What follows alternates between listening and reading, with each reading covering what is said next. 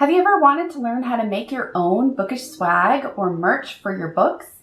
Well, in today's video, I'm going to show you how to make these cute and simple DIY pins that you can make at home. And don't forget to stick around to the end of this tutorial for this week's Save Your Sanity quick tip, where I show you a quick and easy way to find the hex code, that color code, for any color using Inkscape.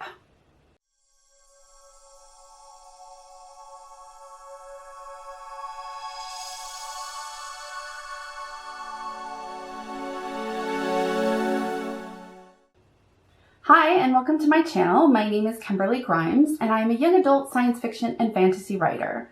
My book, Isildes, which is book 1 in the Evo Compendium duology series, is currently available to read as an ebook, paperback, hardcover, and, more recently, as an audiobook.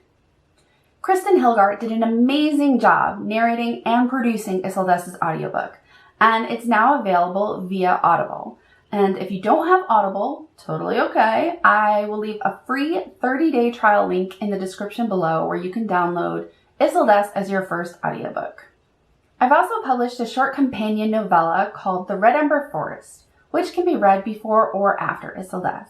But you can read The Red Ember Forest for free when you sign up for my newsletter, and that link is in the description below.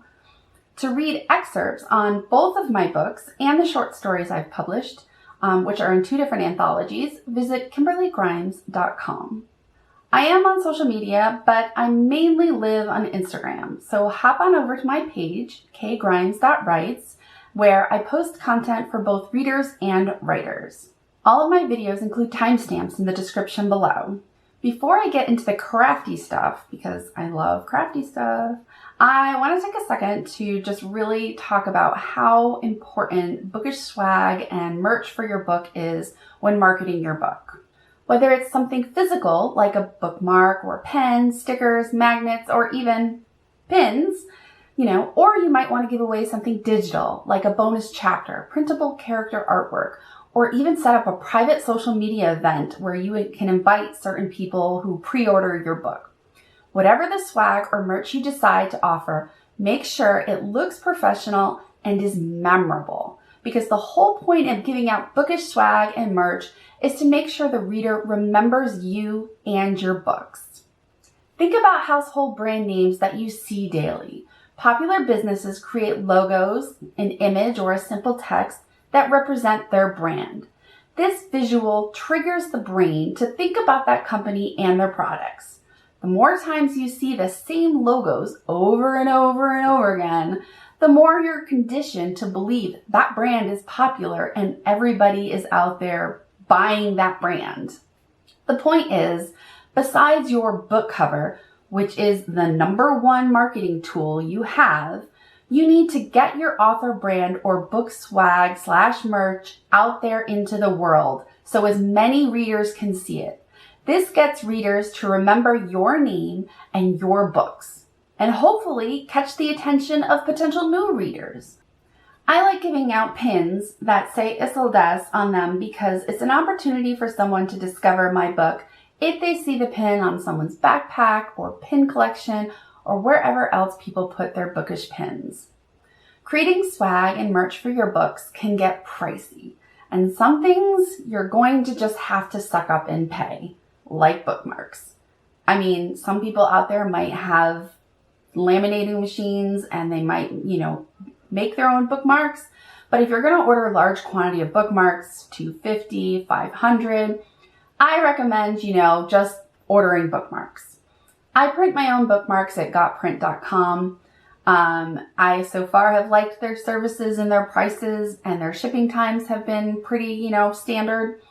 But when it comes to things like pins, magnets, stickers, little things that you can give away as swag for pre-orders or for giveaways, I like to make those things myself. And that's kind of the inspiration for starting this YouTube channel, to show you how you can make some book swag at home as well. So today I'm going to show you how to make these cute and simple bookish pins. Actually, you can do any kind of design on the pins. But for now, for our purposes, their Bookish swag and Bookish merch. Now, I love enamel pins. They are gorgeous, they're cute, and they are very popular. But unfortunately, I don't have the equipment or the skill to cast my own molds and paint enamel pins. It's not to say that I may not try in the future, but as of right now, I don't have the equipment or the means to make enamel pins. All of the links for the supplies that I'll be using are listed in the description below.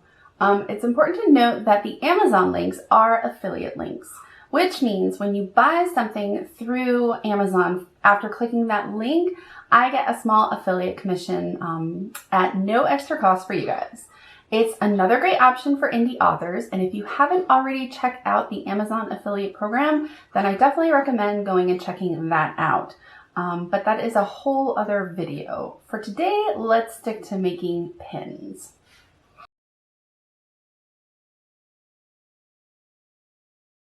These are 1-inch metal discs that I use to provide support, making the pin more durable. You could use wood or plastic like plexiglass, but I feel that the metal, especially from the backside, is nicer. I always print my pin designs on vinyl sticker paper because the color is brighter than regular sticker paper. 1-inch round epoxy clear stickers.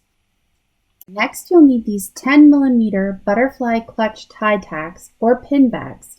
I like the 10mm size because if I ever want to make a smaller pin, like a 3/4 or 1-inch size pin, I can use these universally. You'll also need some scissors, and if you're not using a cutting machine, you'll need a 1-inch punch, like this one from Fiskar. To glue the pin backs to the metal disc, we're going to need some Craft E6000 adhesive glue. This is optional, but for packaging purposes, some 2x3-inch plastic bags and some cardstock.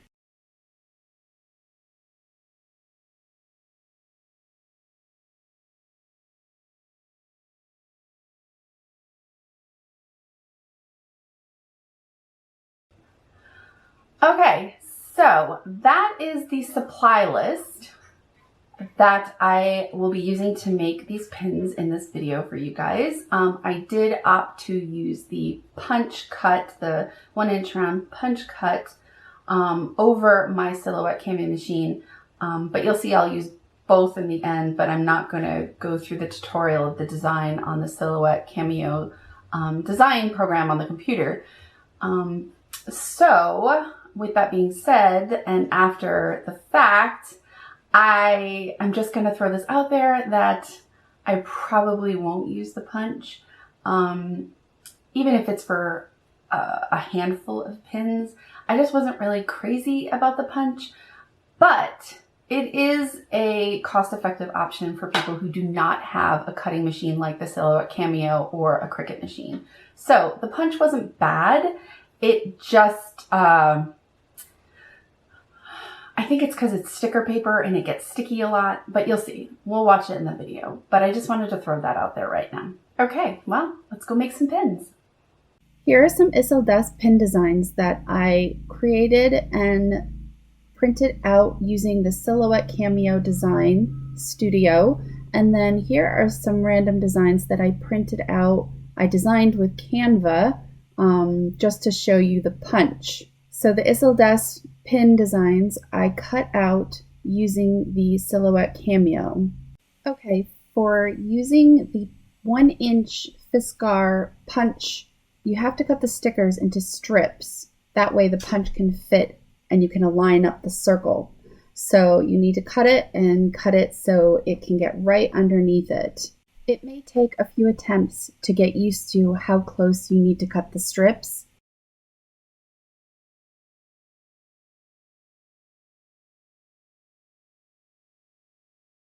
And this is why I had recommended in the supply list that you get a punch where you can see what you're cutting, because some punches are face down and you just push punch and you're just punching out shapes. But this you need to see what you're cutting out.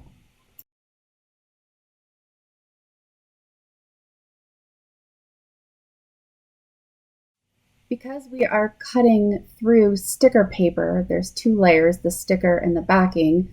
Occasionally, the punch does get stuck, so that's why I am not a fan of the punch, but if you do not have the cutting equipment like a Cameo Silhouette or the Cricut machine, the punch is their best option, so you're just going to have to get used of using the punch with the sticker paper.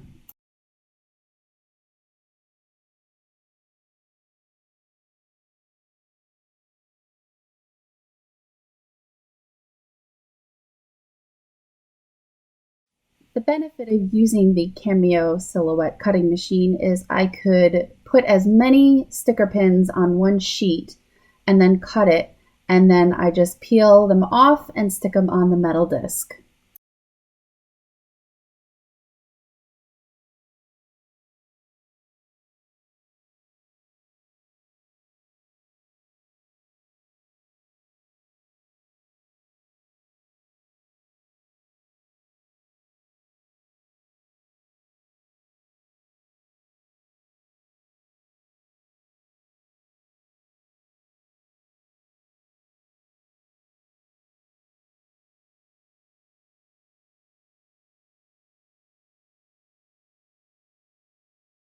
Next, we'll use the epoxy stickers. You want to make sure you don't touch the sticky side, otherwise your pins will have a cloudy effect on them. Before I used the epoxy stickers, I had tried the three-dimensional Mod Podge. It's like a glue you pour on and then you let dry. It was such a process that took a lot longer, and finally I decided to try the epoxy stickers, and I'm so glad I did.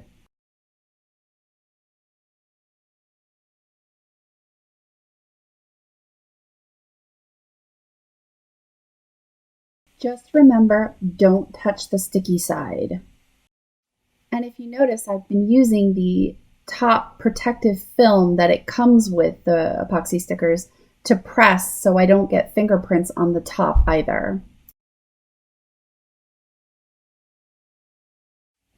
Now you're ready to attach the tie back on the back of the pin using your crafting adhesive E6000 glue. It's really important when you're using this glue to use it in a well-ventilated area. You want to make sure windows are open, or you're in a large space where you're not breathing in the fumes, because this stuff is strong and can give you a headache. Definitely read the instructions before using. This stuff is really strong. I don't recommend kids using it, and you should watch for contact with your skin. It is a crafting glue, but it is a very industrial strength kind of crafting glue.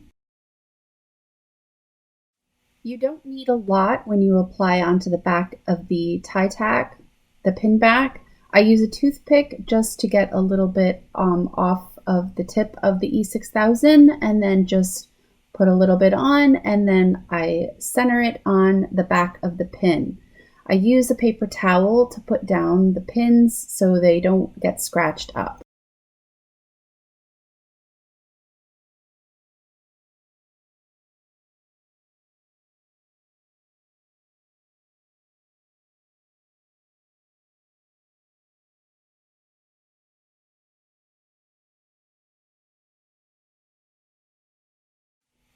After the backing has dried, the pin backs are really secured on there. They're not going to fall off. I just love how these pins look, especially with the epoxy stickers. The gloss on the front really makes the design pop like a magnifying glass almost. They look very professional. They look like something somebody would want to put on their backpack or wherever they stick pins. Because the epoxy stickers can pick up fingerprints, I do recommend getting some kind of bags to store them in. Designing your own cardstock to put the pins on is really simple and easy, especially if you're using Inkscape or Canva. You just want to use dimensions that are a little bit smaller than the bag, which is 2 by 3 inches. All right, so not too bad, right? And literally you can make it in a half a day. Well, you can make the pins and everything within like a few hours, and then you need to let the glue dry. So it is a bit of a process, but in the end, you are saving a lot of money. So don't forget to keep all your supply receipts and track your expenses for tax purposes. If you're not selling your pins and you're using your book swag in giveaways or during live events like I do, then you can write off your pins as marketing material. If you do end up selling your pins like on Etsy or through like a Woohoo commerce on your website, then you still want to track your expenses as supplies for your store product. But again, talking taxes and all that stuff is another video, a whole other 2-hour conversation probably. So we'll leave that for another day. I hope I've motivated you to get crafty and make some bookish swag. Pins are a great marketing tool, and for what I've seen, people love them. Okay, so before you go, let's get into this week's Save Your Sanity quick tip, where I show you a really quick and easy way to find the hex code number, which is the hashtag RRGGBB number for any color using Inkscape. Here I am in Inkscape, and I've opened up my companion novella, The Red Ember Forest, along with the Rebel Diaries anthology, which I recently had a short story published in, and I'm going to use these covers to show you an example of how you can very quickly find the hex code, or the RGB code, not the A. And over here, for the pick colors, we're just going to make sure that our box is selected, and you can pick any color. And then over here, you want to pick the first 6, and that is your code. The last 2 represent the opacity, which you can change here. So basically, it's that first 6. And you can use this if you're looking for a specific color. If you're making on your website, you can put it into your HTML code, or you can use it when you're on Canva and you want a specific color. So that is an easy way to find your RGBA hex code number using Inkscape. Thank you for watching this week's video. If you haven't gotten your copy of my YA sci-fi fantasy with mystery and adventure story, Isildas, or the short companion novella, The Red Ember Forest, then what the heck are you waiting for? I've included links in the descriptions below to go get your copy, or you can check them out on Goodreads. You can even visit my author website where you can read the excerpts to all my published books and stories. If you're on Instagram, hop on over to kgrimes.writes, where I post content for both readers and writers. I'm always sharing pictures of books I'm reading, stories I'm writing, stuff from my Etsy page, and maybe a picture or two of my cutie dogs, Jubilee and Cordy. New videos are posted on Thursdays, so be sure to ring that cute little bell to stay in the loop for whenever a new video is uploaded. Until next time, keep reading, keep writing, and keep moving forward.